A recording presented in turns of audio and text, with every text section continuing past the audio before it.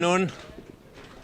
In a few minutes, we will see a theater when President Macron and his colleagues will gather for the so-called conference. This is a theater because we all know that it's detached from reality. While Macron and his colleagues will celebrate 48 hostages who will stay in captivity in Gaza. We know that this conference it came to life from domestic interests. It is not diplomacy. When Hamas is praising this conference and calling it the fruit of October 7th, we know it's a problem. If a terrorist organization is supporting what's happening here, it's shameful. Many leaders today will speak about the future when Hamas will not be part of Gaza. But I will ask them, who is going to do that? Who is going to actually make sure that Hamas is not part of Gaza? The responsibility is on our shoulders. Israel is committed to continue this war until we bring back all the hostages and until Hamas is out of the game completely. That will be the time that we can speak about the future, not before and not with hollow gestures like we will see in a few minutes. Thank you. What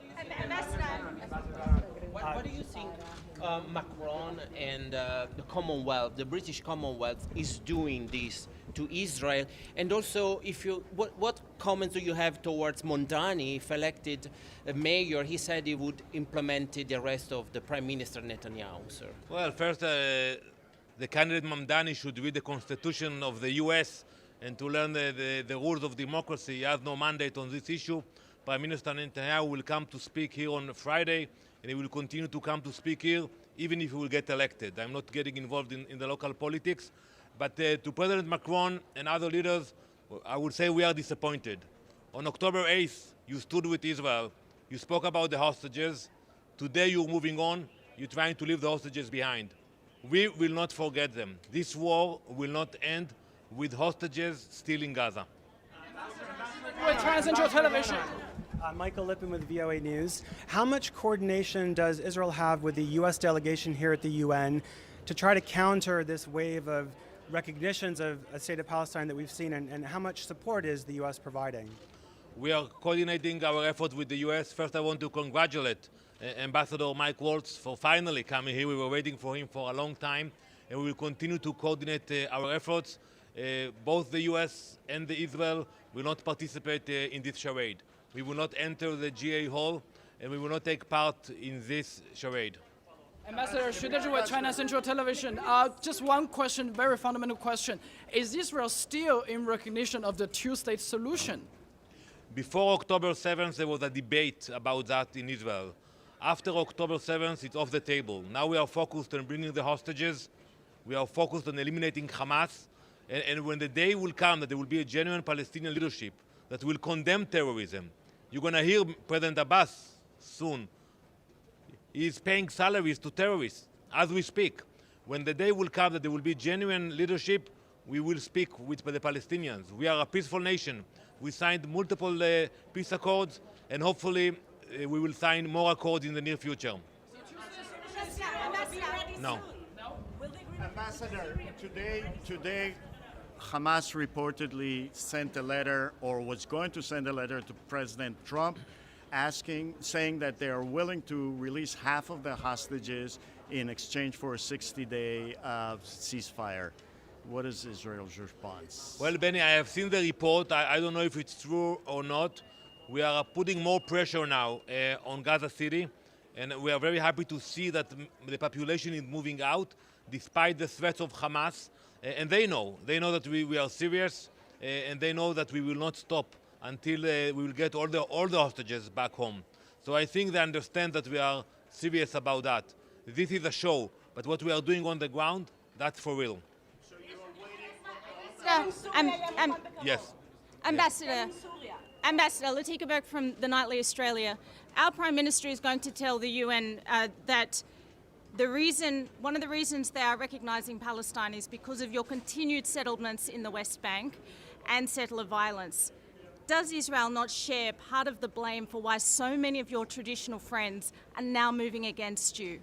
Absolutely not. And I want to remind you that exactly 20 years ago, we actually took out all the Jewish communities, the so-called settlements, from Gaza. We took the cemeteries. We took everybody out from Gaza, and look what happened on October 7th. So no one can make the connection between Jewish communities and hostility of Hamas. There was a ceasefire before October 7th, and still Hamas chose to attack us. Why do you think these Israelis are moving against you? They're your friends. I can explain it that, it is a very long war. It is the longest war in our history. Many countries want to take action and to feel that they are doing something. They cannot speak with Hamas. With all due respect to President Macron, the Elysee cannot give instructions to Hamas. So it's easier to come here, make statements, take pictures. They feel they are doing something, but they are not promoting peace. On the contrary, they are supporting terrorism. I cannot hear one by one, please. Ambassador, we have a question over here. So Okay, Ambassador. I will answer it. Ambassador, will there be a reaction by Israel to these recognitions? It's Pamela Falk from U.S. News and World Report. Prime Minister Netanyahu was very clear about it. We will take action because what are we seeing now is a unilateral action. And those issues were supposed to be negotiated between Israel and the Palestinians in the future. We tried to do it in the past, many times. But to come to the UN and try to bypass it and grant recognition unilaterally, there will be consequences for that.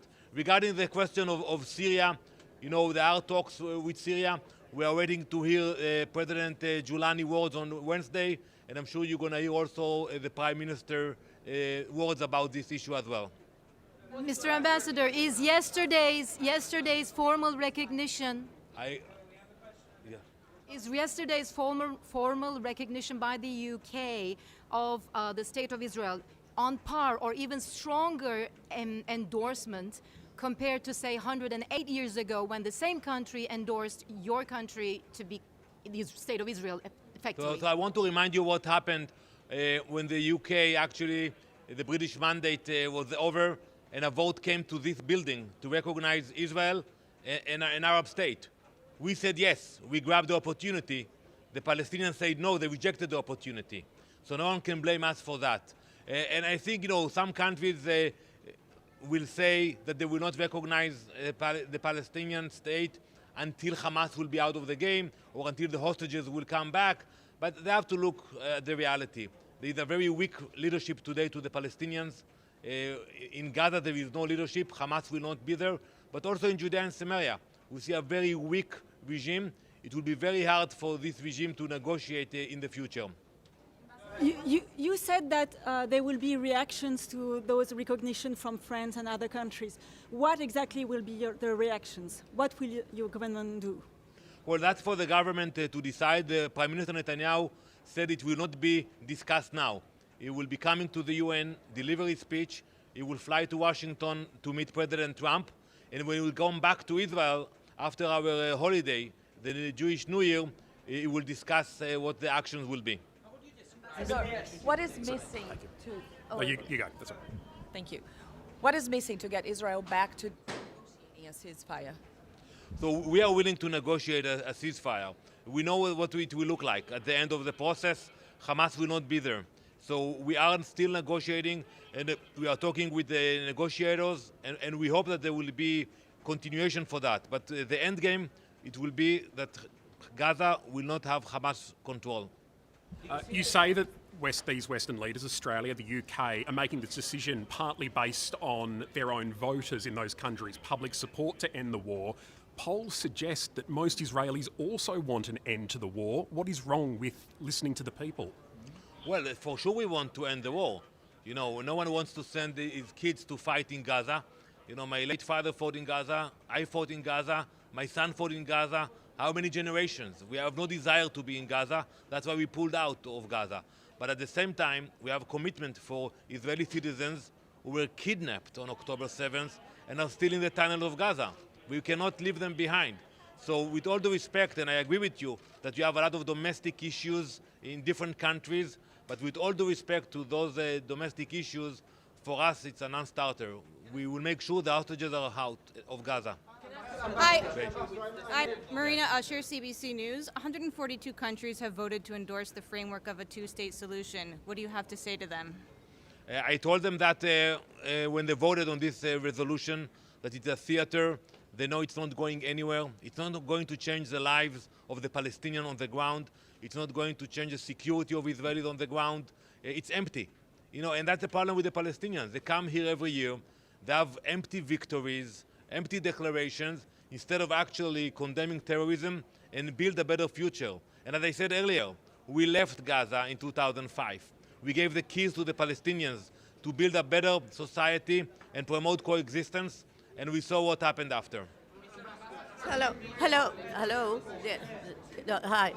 Yes, you have said, you have said that you would speak, you would negotiate and talk to dialogue with the Palestinians if they had a different leadership. What would you talk about, given that your prime minister has just said that there will never be a Palestine west of the Jordan River? We discussed with the Palestinians so many times, but today we have to be honest and to acknowledge that there is no partner on the other side. We all speak about Hamas, but the fact that the PA itself paying salaries to convicted terrorists, President Abbas himself, you cannot ask him because he's not coming here, but you can ask his representative why they have the pay-to-slay policy. 2 weeks ago there was an attack in Jerusalem, 6 Israelis were murdered. The families of the terrorists will receive a monthly payment of $1,000. It's coming from the pocket of President Abbas. So that's not a good sign for us. The people of Israel pray for peace. We want to have peace, but we want to know that we have a partner for that. You may have answered this question before, but can I check? I mean, the fury of your Prime Minister in terms of his response to the recognition of Palestine was clear. Do you rule out the annexation of the West Bank as a kind of backlash response? First, I don't like the word annexation. I call it applying sovereignty. When something belongs to you, you don't annex. And I think it's a decision that the government will have to discuss. I don't know if you do it as a counter effort. In the past, we applied sovereignty over the Golan Heights, over East Jerusalem, but that's a discussion for the government. You're not ruling out the possibility of annexation of the West Bank, a move that would be widely seen around the world as the death knell of a two-state solution. So as I said earlier, everything will be discussed in the government upon the return of the Prime Minister from the meeting with President Trump on Monday. Okay, we'll have one last one. Yeah. What news do you have about the hostages? I cannot hear. What news do you have regarding the hostages? So we just saw a video that was released by Hamas a few hours ago where we can see the condition of the hostages. Horrible footage. We believe that 20 of the hostages are alive, but in a very bad condition. In a few weeks, it's going to be 2 years in captivity.